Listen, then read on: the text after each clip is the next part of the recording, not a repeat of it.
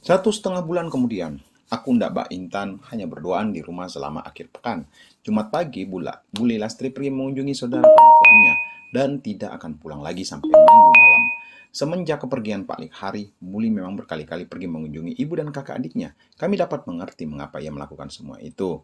Beliau butuh penghiburan karena ditinggal mati oleh sang suami merupakan peristiwa yang mengguncangkan hidupnya. Kurasa semua orang yang ditinggal mati oleh pasangannya atau orang-orang yang disayanginya akan merasakan hal serupa seperti yang dirasakan Buli Lastri. Mungkin, andai kecelakaan pesawat terbang yang menewaskan kedua orang tua kami terjadi di saat usiaku dan Mbak Intan sudah cukup seperti dewasa, kami pun akan mengalami keterpurukan yang sama seperti Buli. Baiklah, teman-teman, sebelum kita lanjutkan video ini, bantu subscribe channel ini agar saya selalu semangat untuk mengupload cerita-cerita lain selanjutnya. Yang sudah melakukannya, saya doakan semoga sehat selalu dan diberi rezeki yang berlimpah. Amin. Akulah yang membuka pintu, karena kebetulan pada saat Mbak Intan sedang berkutat di dapur, memasak makanan malam kami. Bagaimana rencana kuliahmu? Tanyaku segera setelah aku dan Yuni duduk di kursi ruang depan. Yuni bercerita bahwa dirinya sudah berhasil lolos tes fakultas. Kamu hebat, pujiku. Sementara aku harus jadi pengangguran. Yuni hanya tersenyum. Mbak Intan juga tak kalah hebat dibandingkan Yuni. Ia berhasil lolos dari ujian, masuk ke fakultas keguruan di sebuah universitas negeri di Madiun untuk mewujudkan impiannya menjadi seorang guru biologi.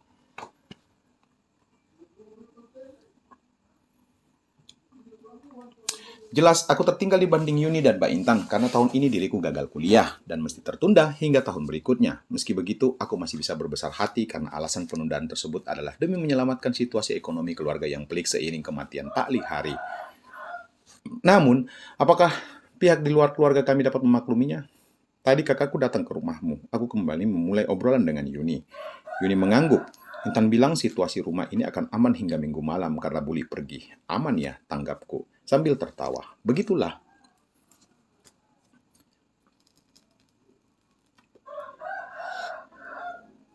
Kalian melakukan banyak hal hanya ketika Buli atau almarhum Pak Li kalian sedang tidak berada di rumah ya, ujar Yuni. Yang sontak mengundang sorot mata terbelalak dariku. Tak pernah mencuri-curi kesempatan di saat beliau-beliau ada begitu. Mbak Intan menceritakannya padamu, tanyaku dengan nada tajam. Dia bercerita bahwa kami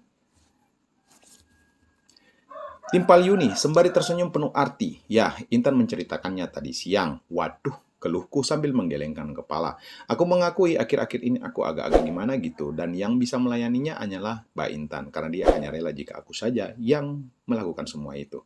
Meskipun kalian tahu bahwa itu adalah perbuatan yang salah, tanya Yuni. Aku mengangguk. Kami hanya melakukannya demi banyak hal. Kenapa kalian tidak melakukannya pada orang lain? Tanya Yuni lagi. Aku tidak mengerti. Kenapa Mbak Intan tidak melakukannya dengan Tris, tuturku. Sementara aku sejujurnya ingin melakukannya denganmu sejak dulu. Sayangnya, kamu punya kekasih.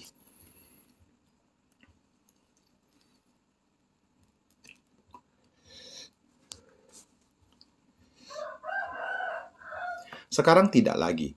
Yuni tersenyum. Kakakmu tahu itu. Dia tidak menceritakannya padamu. Aku menggeleng. Begini logikanya. Yuni beringsut agar dapat duduk lebih dekat denganku. Aku tidak akan bersedia datang ke rumah ini. Rumah yang dibilang Intan situasinya aman andai aku punya kekasih. Dan kamu pasti bisa menebakkan, sambung Yuni, bahwa kesediaanku datang ke rumah yang situasinya aman ini akan dibarengi dengan kesediaanku untuk bersamamu.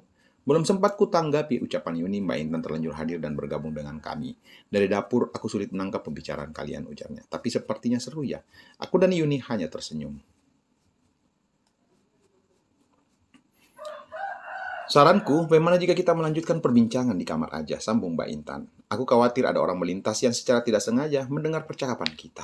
Aku dan Yuni mengangguk bareng, setuju dengan saran Mbak Intan tersebut. Setibanya di kamar, akulah orang pertama yang membuka obrolan dengan bicara terarah pada Yuni. Kamu masih ingat dengan apa yang pernah kita lakukan di sini beberapa bulan lalu? Yuni hanya mengangguk, justru Mbak Intan yang menyahut. Kamu ingin mengulanginya lagi, Indra? Atau bahkan melakukan sesuatu yang jauh lebih lagi? Tentu saja, jawabku jujur mengundang tawa kedua wanita berparas menarik di sekitarku.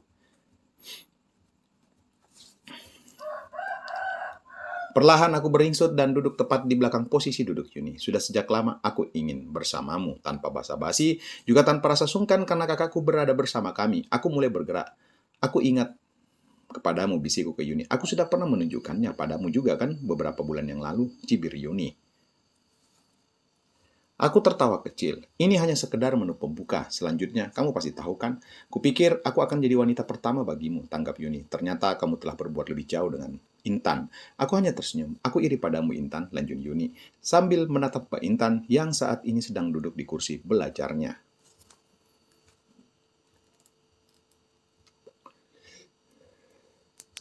Andai saja aku punya saudara laki-laki yang tampan. Mbak Intan tertawa renyah, lalu sesaat kemudian mereda. Kalau begitu, aku akan meninggalkan kalian berdua. Aku tidak ingin menjadi pengganggu.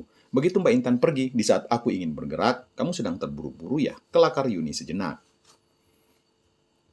Sudah sejak lama aku mencintaimu hal ini. Tuturku sejak kamu membiarkanku kala itu di sini. Yuni menatapku dengan sorot mata bertanya. Saat itu kita kan tidak sampai bagaimana lanjutku, tapi aku sering membayangkannya. Kenapa kamu ingin denganku? Tanya Yuni. Kamu sudah bisa kan bersama orang lain? Karena sudah sejak lama aku mencintaimu, menyukaimu, jawabku. Tapi aku harus menahan diri, karena kamu punya kekasih. Tadi kamu bilang bahwa kamu sudah berpisah dengannya. Lantas, apa maumu, Indra? Tanya Yuni lagi. Mungkin kita bisa lebih sering bertemu, harapku. Witing tresno jalarani suku kulino toh. Yuni hanya tersenyum. Jadi, malam ini kita saling mencintai, tanyaku ambigu. Ya, ambigu, karena aku sudah tahu jawabannya. Bahkan sebelum Yuni menjawab, kurasa aku tidak sepenuhnya berniat untuk bertanya. Aku hanya sekedar melontarkan pertanyaan yang dapat kujadikan legitimasi untuk bersamanya. Bersama wanita ini. Aku ingin bersamamu, jawab Yuni, sejak lama, dan kesempatan pun tiba malam ini. Aku mengangguk dan tersenyum, tapi izinkan aku untuk pergi ke belakang dulu sebentar saja, sambung Yuni. Aku harus melakukan persiapan-persiapan kecil dulu sebelumnya. Dan sebelum kita akhiri, bantu subscribe karena subscribe itu gratis teman-teman ya. Yang sudah melakukannya, saya ucapkan terima kasih. Saya doakan semoga sehat selalu dan diberi rezeki yang berlimpah. Amin.